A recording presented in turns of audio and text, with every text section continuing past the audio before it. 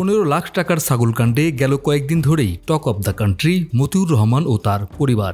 আলোচনার মাঝেই বেরিয়ে আসে রাজস্বের সদ্য সাবেক এই কর্মকর্তার থলের বিড়াল। তার বিরুদ্ধে ঘুষ দুর্নীতির মাধ্যমে বিপুল পরিমাণ অবৈধ সম্পদ অর্জনের অভিযোগ ওঠে।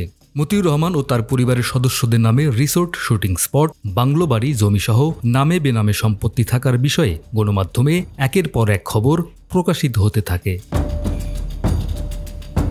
এর মধ্যেই গুঞ্জন ছড়িয়ে পড়ে তিনি দেশ ছেড়ে পালিয়ে গেছেন। কয়েকটি গণমাধ্যমের খবরে বলা হয় মতিউর আখাউড়া স্থলবন্দর হয়ে ভারতে পালিয়ে গেছেন, এমনকি মাথার চুল ফেলে টাক হয়ে দেশ থেকে পালিয়েছেন। তবে এ খবরের পর তার দেশ ত্যাগের বিষয়টি নিশ্চিত না বলে ওই স্থলবন্দরের কর্মকর্তারা জানান।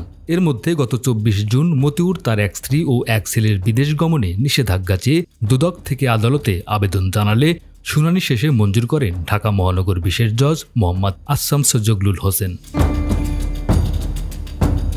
মতিউর দেশে নাকি বিদেশে আদালত জানতে চেয়েছিলেন কিনা এমন প্রশ্নে দুদকের আইনজীবী মীর আহমেদ আলী সালাম বলেন, আদালত আমাদের জিজ্ঞেস করেছিলেন মতিউরের বিদেশ গমনে কেন নিষেধাজ্ঞা জারি করতে চাইছেন। আমরা বলেছি আমাদের কাছে তথ্য আছে উনি পালিয়ে যাবেন। আরেক প্রশ্নের জবাবে এই আইনজীবী বলেন, আমরা যখন আদালতে এই আবেদনটি দিই তখন তিনি দেশেই ছিলেন। মতিউর দেশে আছেন এমন ধারণা থেকেই আমরা আবেদন করেছি। এদিকে মতিউর ও তার 2 স্ত্রী ও 5 সন্তানের নামে স্থাবর ও অস্থাবর সম্পদের তালিকা প্রস্তুত করছে দুদক। ইতোমধ্যে মতিউর পরিবারের বেশ কিছু সম্পদের তথ্য উপাত্ত পেয়েছে দুদকের অনুসন্ধান কমিটি। আগামী সপ্তাহের মধ্যে দেশের বিভিন্ন এলাকায় থাকা তাদের অন্যান্য সম্পদের তথ্য উপাত্ত হাতে চলে আসবে বলে প্রত্যাশা করছেন কর্মকর্তারা। গত 24 জুন মতিউর যাতে বিদেশ যেতে না পারেন সেই অনুরোধ জানিয়ে পুলিশের স্পেশাল ব্রাঞ্চের ইমিগ্রেশন শাখায় চিঠি দিয়েছে দুদক।